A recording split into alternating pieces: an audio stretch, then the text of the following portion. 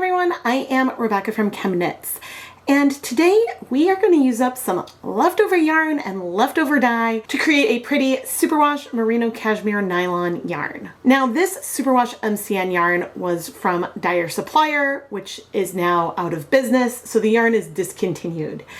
And it's so soft and fun, and I thought that this would be a great base for some dyes that I had mixed up that were left over from the 2024 Summer Mini Skein mini series. But first I added some zip ties onto the yarn, which is 75% Superwash Merino, 10% Cashmere, 15% nylon, and pre-soaked it in just some plain tap water for a couple of hours.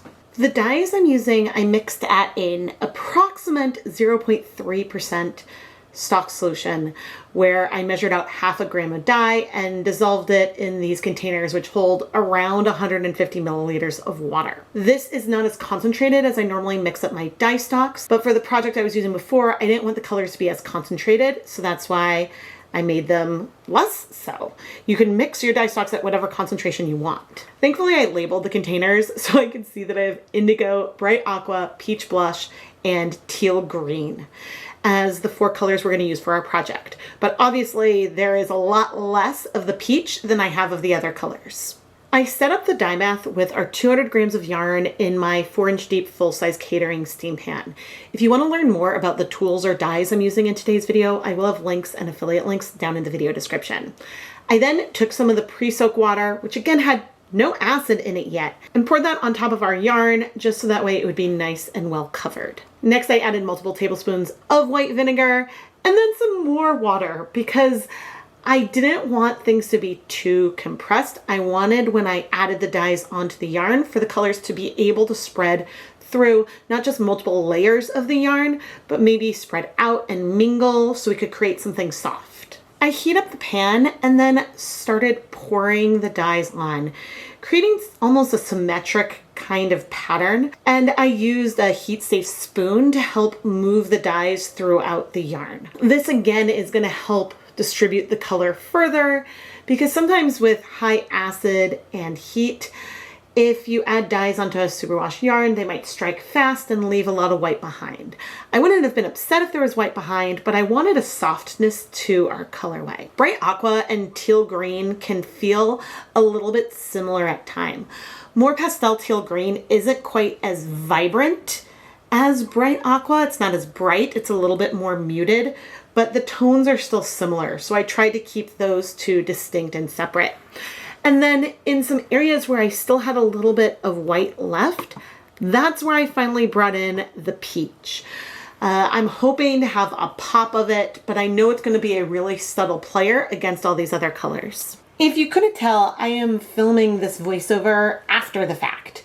A lot of times in my videos when I do any kind of time lapse or voiceover, I will film the voiceover either immediately before dyeing the yarn or immediately after. So that way the whole process is very fresh in my mind and I can have notes and things right on target. This time, however, I knew I was going to be filming the voiceover well after the fact. And it's possible I left some notes to Editing Rebecca, but since I'm not listening to the audio of when I filmed this, mostly because I was probably watching or listening to a podcast at the time, I'm just not checking the audio. So if there was a note, it is something that I missed. So I did all the dyeing a couple weeks ago, and so it's not that recent, but I still remember a lot of the feeling from it. Now, many times when I'm dealing with leftover dye, I may not know the names of the colors anymore or the concentration of the dyes. And this project here is probably more reproducible than a lot of other projects I do. Even though I did not write down the total number of tablespoons of vinegar I added or measure the total volume of water. I mean, I could go and count the tablespoons of vinegar that I added if I really wanted to, because I have the footage. But the main thing is I can look at the bottles of dye at the beginning and I knew the strength that I mixed them. Because I knew that I had half a gram of dye, dissolved it in water, and then filled up these bottles. So I could recreate that and use similar amounts in the future to replicate this colorway, which makes this one a lot more unique than a lot of other Leave No Dye Behind projects. Because even if I'm using old dye stocks, sometimes I just really randomly pour the colors into a cup and therefore don't know how much I used. But today I could go back and estimate, just looking at the bottles, how much I had used, which, I don't know, I think that that's just a little fun. I waited around 10 minutes and the colors had pretty much all struck to the yarn. And so I flipped it and added more color to the other side, trying to keep with a similar pattern, adding the indigo where there was indigo, teal where teal. So that way we wouldn't blend the colors together completely. There would still be some variation between them. Since the colors were spreading so much, with the help of my spoon, I knew if I added the teal green on top of the bright aqua, then we might lose that aqua. And then similarly, the last tiny hit of peach, I tried to add onto an area where it might show through in the finished yarn. Your mileage may vary with this type of technique because there are many times when I want to create this effect on yarn, but things might strike a little too quickly for my taste. And so we might end up with some more harsher color patches. And so one note that I might give, if you are pouring, say, your 1% dye stocks, maybe dilute the dye a little bit, because I think having that 0.3 approximately percent stock solution, because we had more water volume for our dye, that allowed me to spread it a little easier. And you could dilute things further if you want to spread it more. That is an option that does make sense to do. But depending on the actual dyes and therefore the pigments that are present in the dyes, things may strike faster or slower. And so there are times when you might try this with these blues and teals and it works great. But if I were to go and pick, I don't know, pinks, maybe things wouldn't work as well because maybe they'd strike a little too fast or a little too slow. And so it helps to get a good feel for the different colors of dye you have in your collection, because then as you know more about how they might behave, then you can make your decisions. Okay, I really want to do this hot. I need higher acid so it doesn't spread too much. Maybe I need a lower volume of water. And you can play around with the variables more like that. I let the yarn heat for 30 minutes after last adding the dye before removing the yarn. The washing segment is probably my least favorite to film. This isn't a surprise. I've shared this before. I don't like filming the washing step, mainly because it feels repetitive and boring and it's loud with the running water, and so it's just not that exciting in my opinion. However, I do feel that this step, as uneventful as it is 90% of the time, it's important to show because most of the time it's uneventful. Like today, we're not seeing any color bleed today as I'm rinsing our cooled yarn with soap in cool tap water.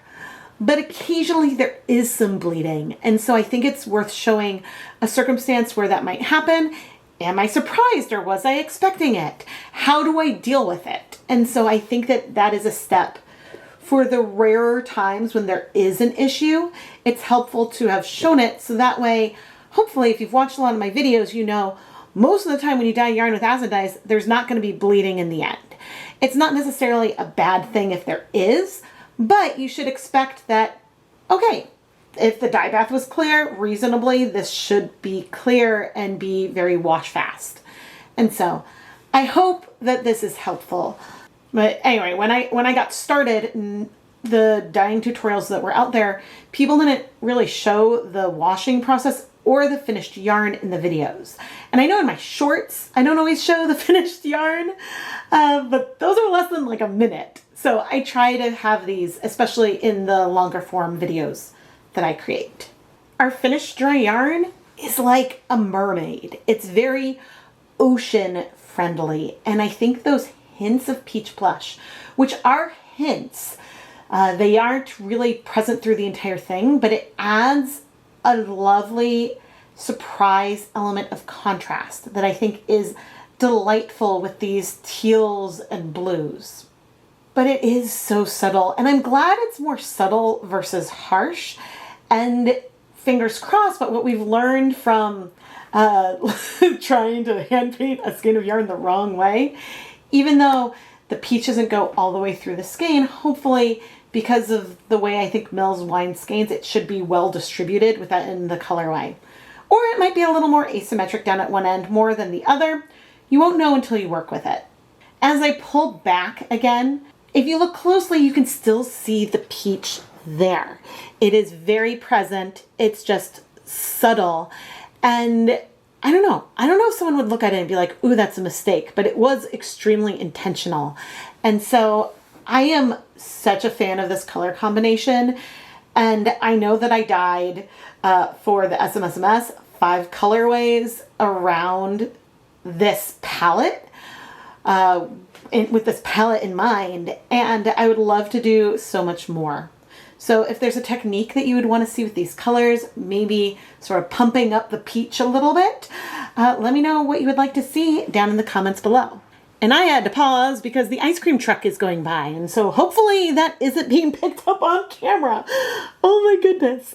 But I am Rebecca from ChemKnits, and I really hope that you've enjoyed this video. I love to dye yarn and share my process, whether it's real time or after the fact.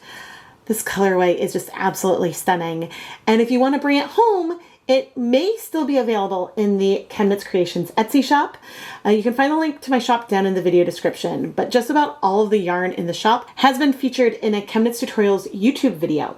So you can watch the video to see exactly how I created the yarn before you then transform that yarn into something else, which I think is a huge other fun element to my hand-dyed yarn. Plus, when you shop in my Etsy shop, it is a great way to help support the content here. And I do offer some things that are not yarn if you just want to get some ChemKnits swag.